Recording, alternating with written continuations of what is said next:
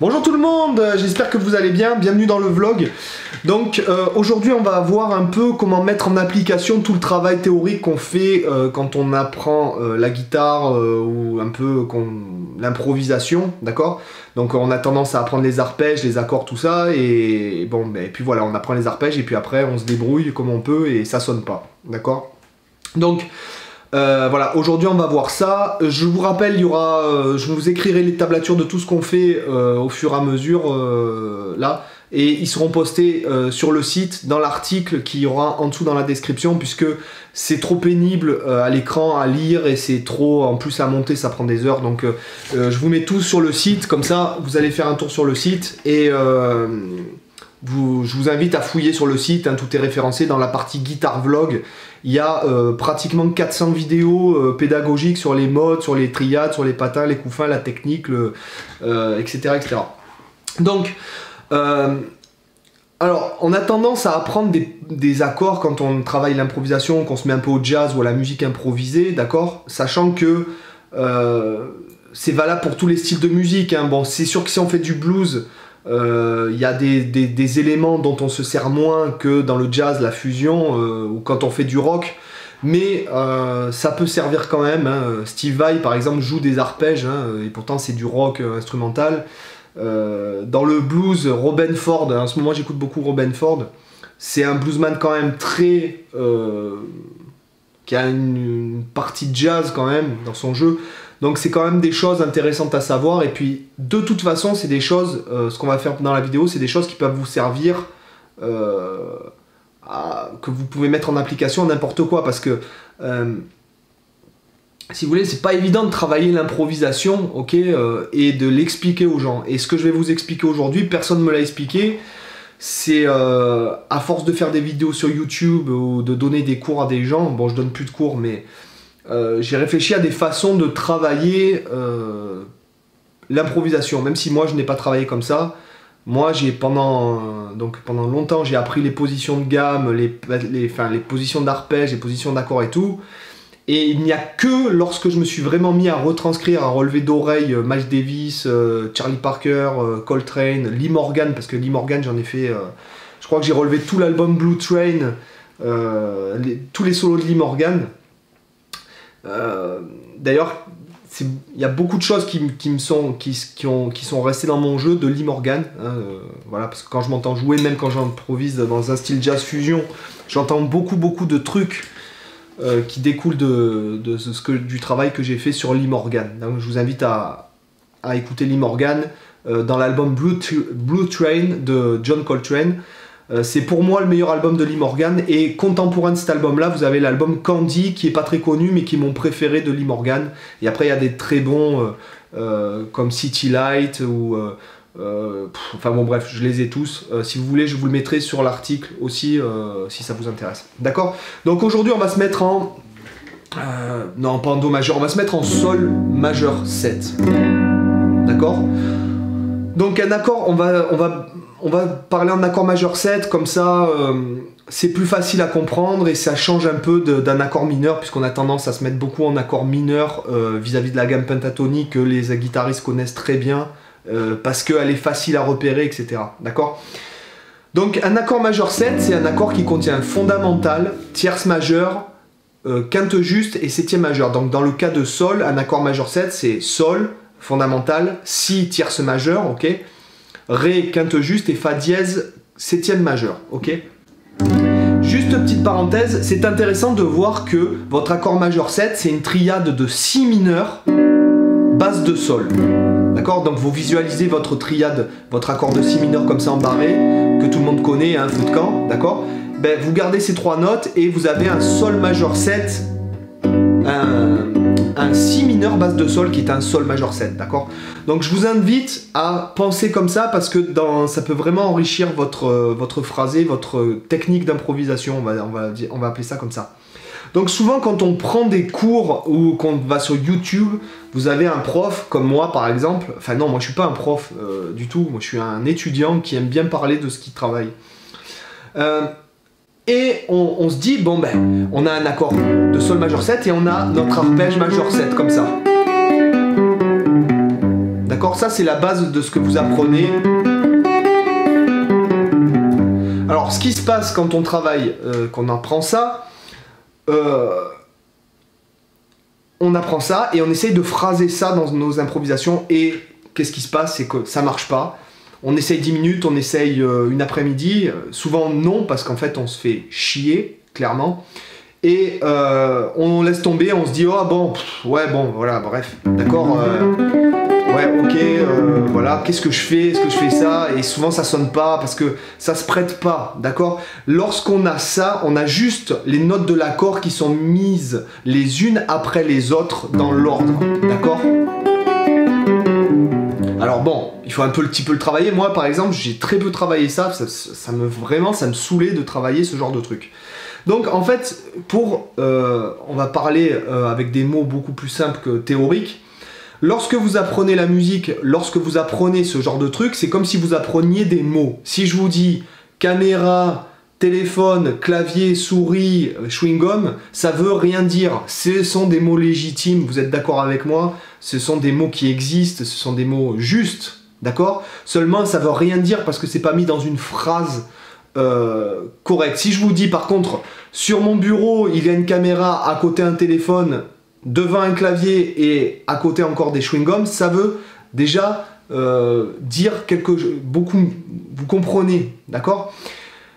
C'est comme la musique, c'est un langage, et c'est comme quand vous apprenez à parler à vos enfants, vous leur dites pas, ah non non non chérie, je te parle pas tant que toi tu connais pas ton alphabet. Vous apprenez d'abord à parler à vos enfants, puis après ils vous imitent, d'accord? Chose qu'on fait quand on écoute et on retranscrit les plus grands musiciens pour apprendre des trucs. Et l'enfant apprend l'alphabet et les mots et comment on les écrit, et patin et couffin à l'école, ok? Mais d'abord il sait parler, ok? Donc là nous c'est pareil, si vous voulez, ça c'est des mots, c'est caméra, téléphone, clavier, souris, et puis là...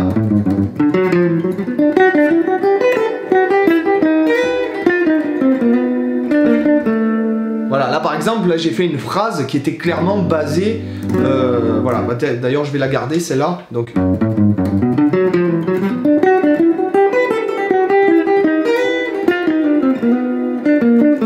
Voilà, je vais l'écrire maintenant. Donc voilà. Là, si vous voulez, j'ai utilisé des notes d'approche, j'ai utilisé un langage que j'ai appris dans le jazz, et si vous voulez, dans ma tête, j'ai décrit cette suite d'accords là. Donc Sol majeur 7, je pars de là, d'accord? Après, j'ai développé en montant dans les aigus ici, ok? J'ai continué, on va dire, avec cette note aiguë. Après, j'ai créé une cadence à l'intérieur de la phrase, ce que j'ai le droit de faire, même si l'accord est statique, d'accord? Et après... Je suis revenu, donc si vous voulez, ma phrase, elle faisait... Si jamais voilà, parce que moi je pense comme ça, avec des positions d'accord, parce que si jamais ça sonne bien en accord, ça sonnera bien en phrase, d'accord? Même si vous superposez ou vous inventez des accords, parce qu'on peut le faire, je vous montrerai en cas où on prendra un exemple. Des accords qui n'existent pas réellement, ou qui ont des noms à rallonge, ou qui n'ont pas réellement une vraie fonction, simplement parce qu'ils sonnent bien, parce que ça peut créer votre style. C'est ce que j'ai appris, notamment, ce que je vous disais avant, en écoutant Brad Mehldau, qui est pour moi, de loin mon musicien préféré, et pour moi, un des meilleurs musiciens actuels. Donc je vous invite à l'écouter, ce grand artiste, notamment Introducing Brad Mehldau, The Art of the Trio, volume 1, 2, 3, 4, voilà. Je vous invite à l'écouter, ça, c'est vraiment le top. Et puis les autres, voilà, il y a plein d'albums, etc. Donc, bon, la phrase, on la verra plus tard. Maintenant, on va revenir sur notre arpège et comment le travailler. Donc, vous travaillez au départ d'une façon scolaire votre arpège. Ok ? Alors, une fois que vous avez ça, bon, voilà, hein, ça sert à rien de faire du shred ou du sweeping là-dessus, ce type d'arpège ne s'y prête absolument pas. Mais déjà, ce que vous pouvez faire, c'est mettre du rythme, c'est-à-dire, par exemple, vous allez entendre mon pied ou pas? Je vais mettre le métronome. Donc au début, vous allez faire votre arpège par exemple en croche.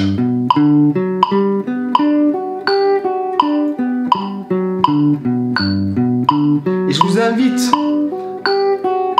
à vraiment savoir placer les notes les unes par rapport aux autres. C'est-à-dire que lorsque vous faites ça, vous savez où est la tierce, vous savez où est la quinte, vous savez où est la septième majeure, etc. Après, lorsque vous avez ça dans les doigts, je vous invite à travailler en mettant du rythme. C'est-à-dire, vous imposez un rythme. Alors soit, par exemple, vous faites deuxième, quatrième double, par exemple. Hein, 3, 4...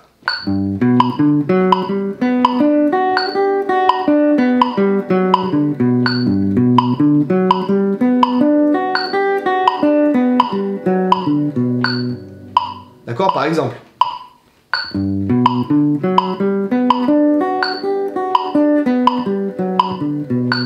D'accord. Maintenant, après, vous pouvez faire des croches pointées, par exemple.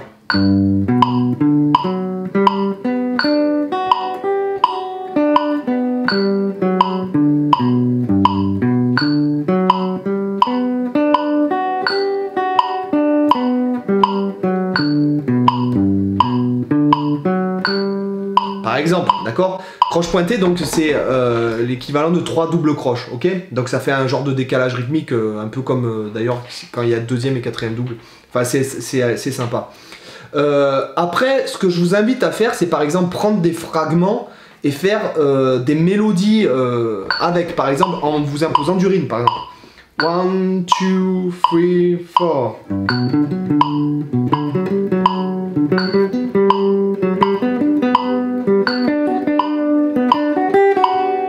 Par exemple, d'accord? Ou par exemple en descendant,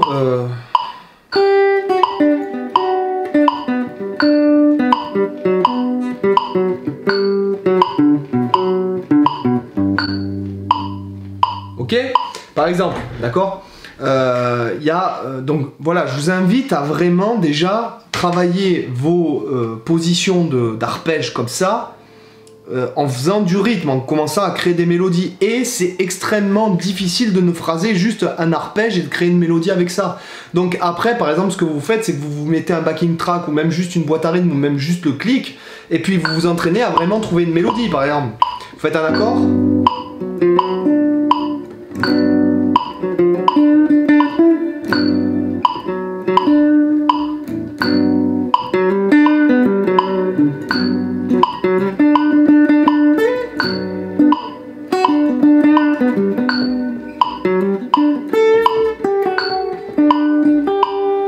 Bon, par exemple, là, j'ai fait la 9e aussi parce que, en fait, c'est tellement dur, je trouve, de phraser juste l'arpège majeur 7 de l'accord et il faut pas se voiler la face, personne ne fait ça, d'accord? De phraser juste des arpèges comme ça, même dans le jazz, même si on articule des phrasés qui font...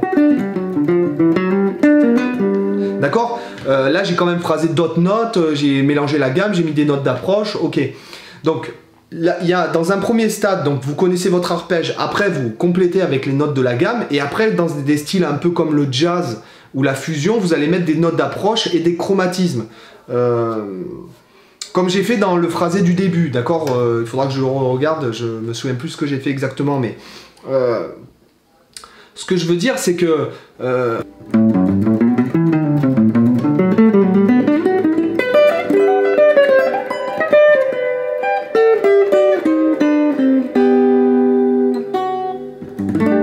Par exemple, d'accord, hein, lorsque vous êtes dans un contexte jazz ou un peu fusion, vous mettez des chromatismes, voilà, il faut trouver des façons d'agencer les notes pour que ça sonne bien. Par exemple, là, si je suis fondamental et là j'ai ma tierce,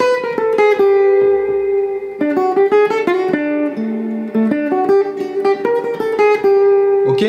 Donc en général, dans le jazz par exemple, il y a un truc que beaucoup de jazzman font, notamment j'ai appris ça par exemple en écoutant Joe Pass et Lee Morgan encore une fois, c'est-à-dire que ils entourent les notes d'une certaine façon, c'est-à-dire que par exemple vous pouvez commencer par faire, à partir de chaque note de votre triade,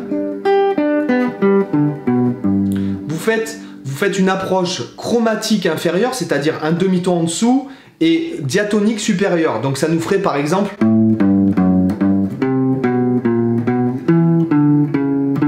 Ok, alors je récapitule. je pars par exemple je pars en fait du diatonique supérieur. Donc diatonique supérieur, ça veut dire qu'il est dans la gamme, ok, et de la note qui est au-dessus. Donc dans notre cas, par exemple, c'est un La. D'accord, et je reviens. Je suis sur la note de mon accord, demi-ton chromatique inférieur, et je reviens. J'expliquerai tout ça, d'accord, pour pas que la vidéo dure une demi-heure, je vous explique. D'accord? Ça, par exemple, j'utilise très souvent, voilà. Voilà. Après, vous aussi, vous l'utiliserez, c'est très très simple. Ou vous pouvez juste entourer avec un demi-ton supérieur. D'accord? Là, donc, j'utilise que la triade. Alright?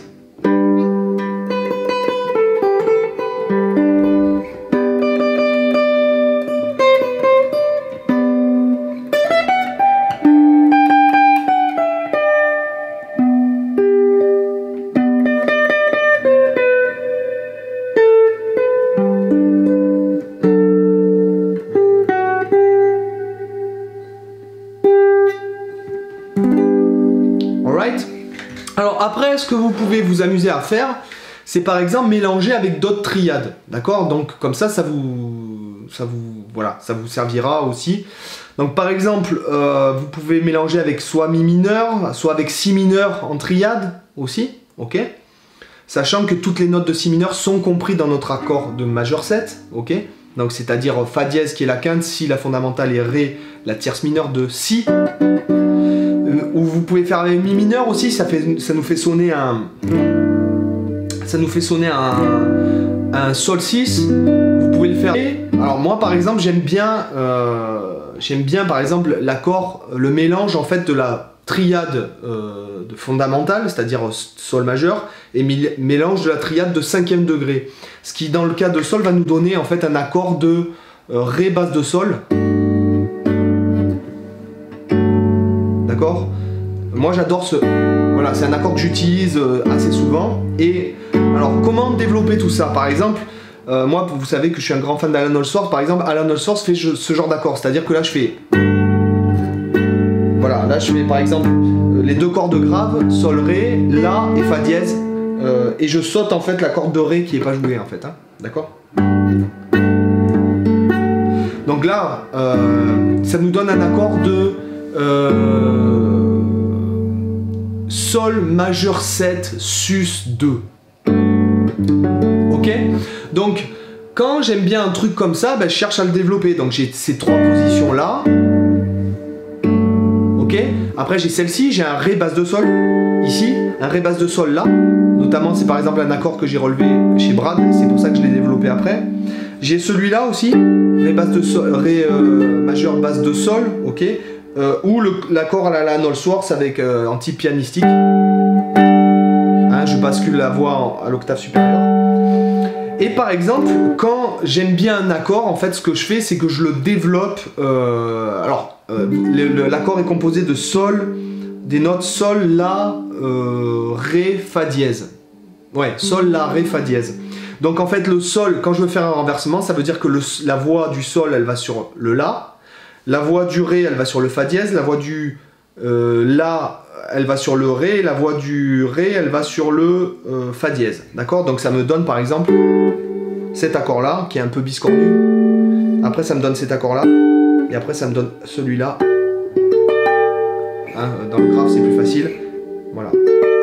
Et après quand il y a un accord qui me plaît, encore une fois, voilà, alors là je le développe, vous pouvez le faire dans votre... Par exemple, c'est des accords qui sont pas du tout employés, c'est ce que je vous disais, comment inventer des nouveaux accords. D'accord?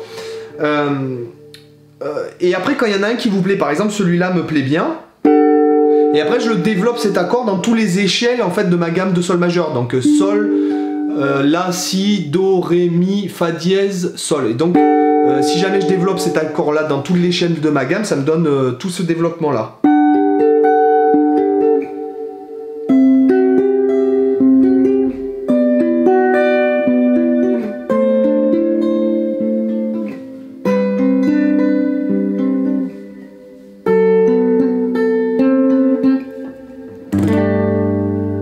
Ok? Donc voilà, par exemple, bon ça vous verrez, hein, ça comme ça c'est tout le monde a des accords différents, c'est cool. Par exemple moi j'utilise beaucoup cela soit dans les morceaux que j'enregistre ou enfin voilà dans mon style ou quand je travaille, voilà. Et le mélange de ces deux triades tout bêtement, d'accord.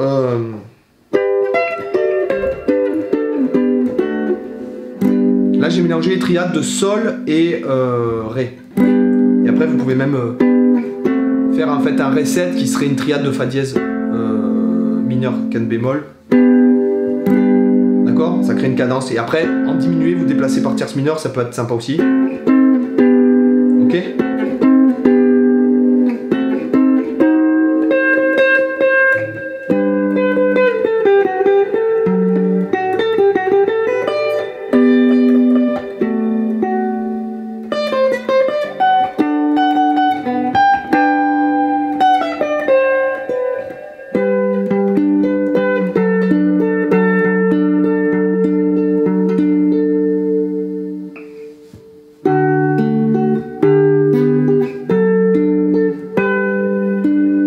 Ça peut être sympa, hein, vous pouvez...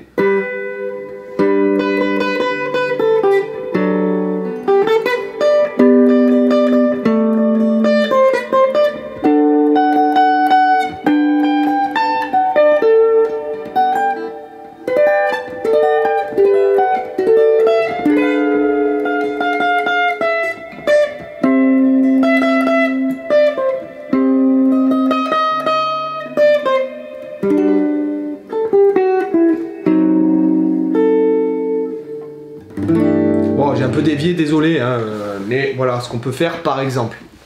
Voilà, donc c'est pour ça que je vous invite à bosser vos triades. Et par exemple, si jamais vous devez travailler votre phrasé, vous avez un vamp ou vous voulez travailler votre phrasé en Sol majeur 7, d'accord, vous pouvez alterner les triades de Sol et Ré pour phraser. Sol, Ré, Sol, Sol, Ré, Sol, Ré, Sol, Ré. Ok, donc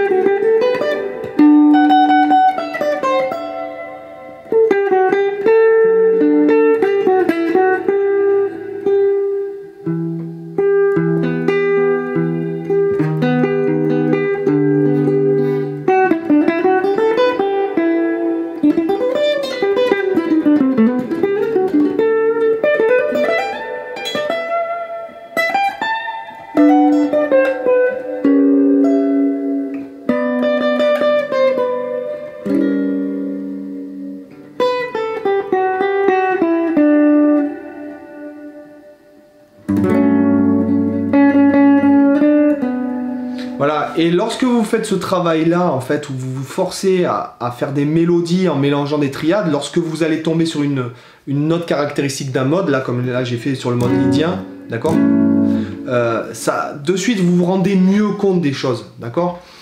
Donc, pour en revenir, voilà, à ce travail-là, je vous invite à passer des heures à ne pas juste phraser, en fait, vos arpèges de façon, en fait, juste ça, mais en mettant du rythme, en mettant des nuances, en mettant des mélodies, en rajoutant des notes. Par exemple, là je mélange Sol majeur 7 et la triade de Ré majeur.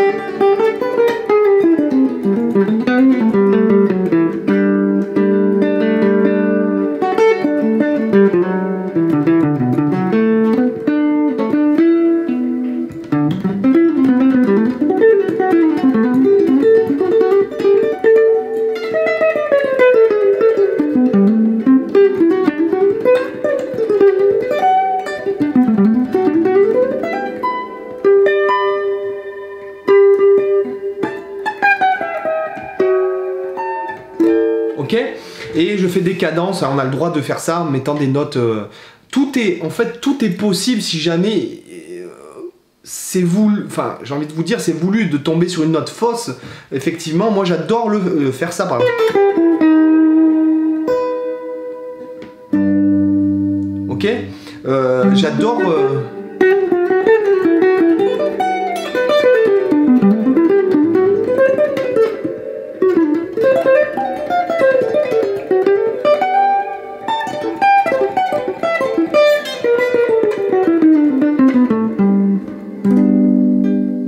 ok?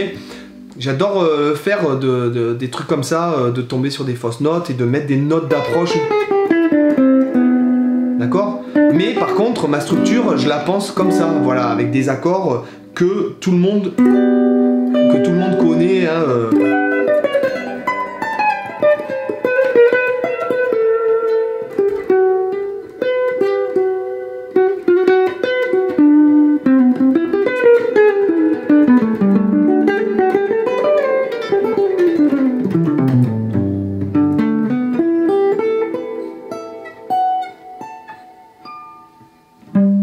Ok?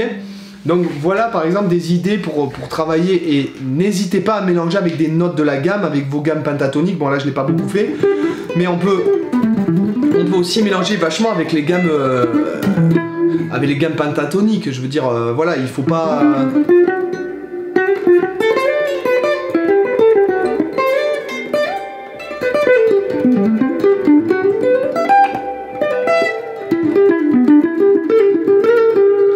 En fait, on vous fait apprendre les arpèges, etc. Mais il faut pas juste phraser les arpèges. Voilà, il faut se servir de ça comme d'un squelette. Et comme je vous disais, vos arpèges, c'est comme des mots. Après, il faut quand même les relier avec des conjonctions de coordination, des déterminants, etc. Et c'est un peu le truc. Donc pour en revenir à vite fait, je vous fais le tuto de la phrase donc, du début. Donc la phrase en fait part sur le et du 1, 3, 4, 1.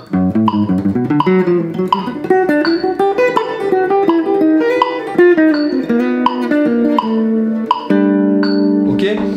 Ça part sur le et du 1, donc là en fait ce que je veux moi c'est entourer toutes ces notes et je me sers de tous les chromatismes. D'accord? Ça c'est un truc que j'ai chopé à Charlie Parker. Donc je pars du Fa dièse, et vous voyez comme j'ai entouré cette note. Voilà. Ok?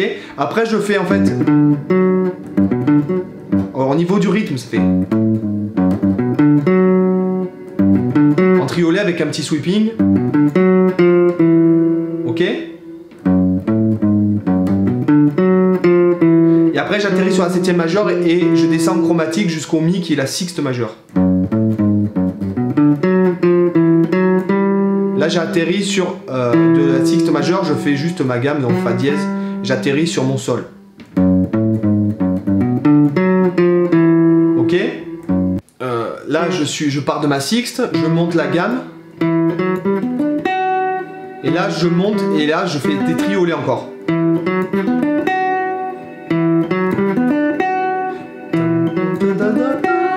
J'atterris sur la septième majeure. Ok? Après...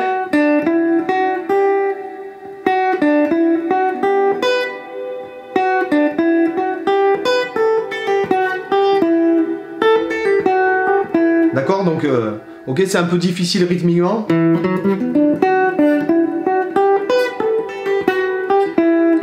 Et là je me sers d'une note pivot.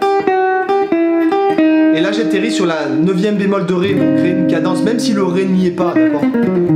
D'accord? Même s'il n'y a pas de Ré, qu'il y a juste ça, ça sonne terrible de faire ça, d'accord?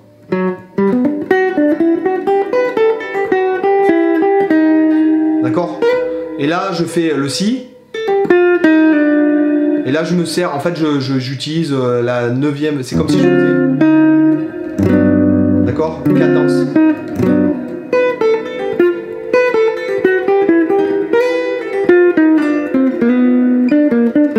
Et là je fais ça, c'est une petite note pivot, voilà. Là par exemple moi j'aime bien cet accord, c'est un accord de quarte renversé.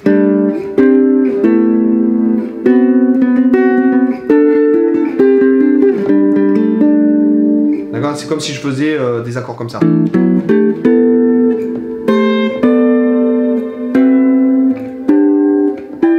D'accord, mais renversé. Très pianistique ça.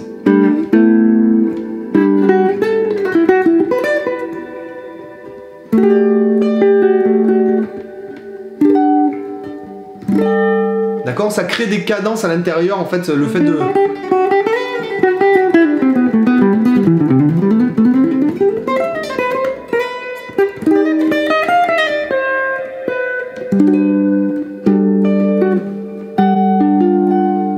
Yeah. D'accord? Voilà, donc voilà pour cette phrase et un peu pour des idées de travail. Donc je vous fais un résumé et une explication plus claire peut-être sur le site, tout par écrit avec, voilà, bien écrit. Les gars, j'espère que ça vous a intéressé, je vous dis à bientôt pour une autre vidéo. Bye bye, ciao. Merci d'avoir regardé cette vidéo. Sur cette page, vous avez le lien pour vous abonner à la chaîne du Guitar Vlog en haut à gauche, à ma chaîne principale en haut à droite. En bas à gauche, vous avez le lien du site avec les packs de leçons, l'école de guitare en ligne, les tablatures et le contact. Et en bas à droite, vous avez la vidéo qui est suggérée par l'algorithme YouTube rien que pour vous. À bientôt.